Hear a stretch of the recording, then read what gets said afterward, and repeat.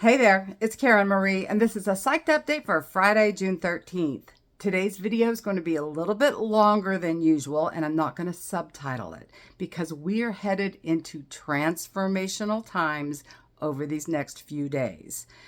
This is a turning point, not just for each of us personally, but collectively. So today we have the sun at 22 degrees of Gemini in a square with the nodes of fate, also called the nodes of destiny. The north node is at 22 degrees of Pisces, the south node at 22 degrees of Virgo. The north node points to what we're supposed to be learning right now.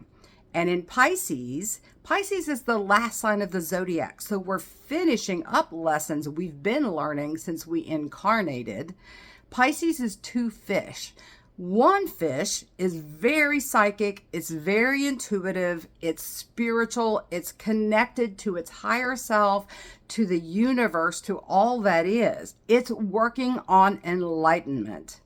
The other fish is checked out. It's caught up in addiction, illusion, delusion.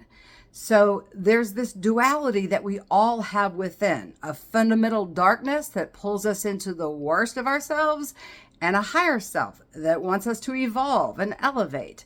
So the North Node is pointing to this dichotomy within. And there's a choice here with the square to the sun. Are you going to dive into your spiritual practices? Are you going to listen to your intuition and follow its direction? Or are you going to get caught up in addiction and illusion, delusion? The South Node in Virgo is about releasing, letting go. Virgo is about attention to details. One of the downsides of Virgo is it can be perfectionistic. Have you been too hard on yourself or to someone else? Maybe it's a time to let go of those things. Let go of being so harsh and critical. Virgo is a healer. It wants to help everyone. So you could be over helping, spending too much time helping others that you don't have enough time for yourself. These are just some of the ways this could show up. So we'll definitely bring up a choice point, right? Which are you choosing? Are you activating your higher self? Are you listening to your intuition? Or are you caught up in your negative fundamental darkness? Okay, so that's today. Tomorrow, the moon moves from Capricorn, where it is today, into Aquarius.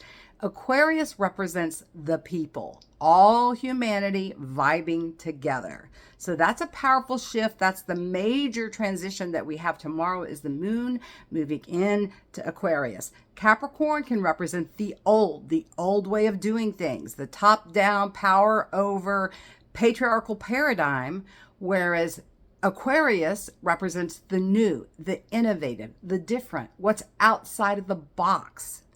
And it is all humanity vibing together. So there's a powerful shift of the moon tomorrow morning.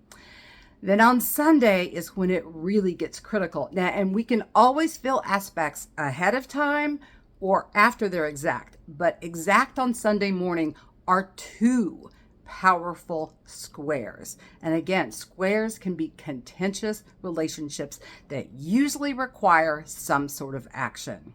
So the first square is Mars in Leo squaring Uranus in Taurus. Now, when Mars and Uranus got together for the first time in this last cycle, it was last July, 2024. This is when there was an assassination attempt on you-know-who. Right? So this volatile combination, Mars represents how we take action and put energy into things. It's our ego. It's also the god of war. Uranus is the great awakener. The ultimate purpose is to wake us up out of our delusion and illusion and into personal growth. But it throws unexpected curveballs, surprises, shocks. Since Taurus is the sign that it's in and Taurus represents the earth, we could literally experience volatility on the planet. Earthquakes, volcanic eruptions. Mars squaring Uranus is going to bring some volatile, shocking surprises. Eruptions of all kinds. All right.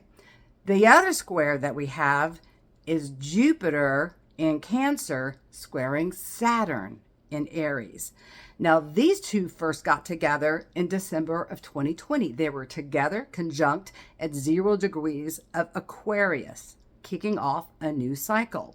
Jupiter brings good luck and benefits. It makes things bigger. It represents our belief systems and where we're exploring and where we're learning. Saturn is about constriction, restriction, the boundaries, the rules, so Jupiter is expansive, Saturn is contractive. So the two don't really vibe well together. So they got together in December of 2020, and we know what was happening in 2020.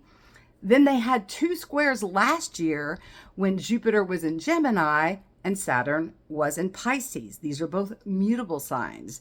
Aquarius, that's a fixed sign. So the mutable signs that we had two squares of Jupiter and Saturn last year.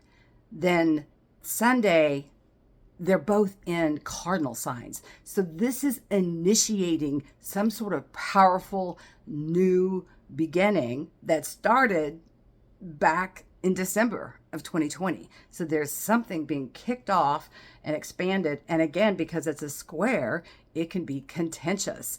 Saturn is about time and timing and wants things on the right time. And Jupiter's like, it can happen anytime, man. So there's just this astrology that's powerful, profound, and transformational on tap. So breathe deeply, make sure you're centering yourself, grounding yourself, diving into spiritual practices that you're bringing your best self through this transformation that we're all going to move through over these next few days. And I've drawn the suppression card. So this card comes up when you are suppressing old emotions and feelings. This can show up as depression. It could create dis-ease or illness. It's when things are imploding, right? If you look closer at this card, there's a light here, right? So this person is not seeing that there's a bright light right there. They're caught up in these dark clouds and all this drama. So what are you going to focus on? Are you going to focus on the drama and the negative things that are happening? Or are you going to tap in to the light and the source of all things? What kind of actions are you taking? Peace.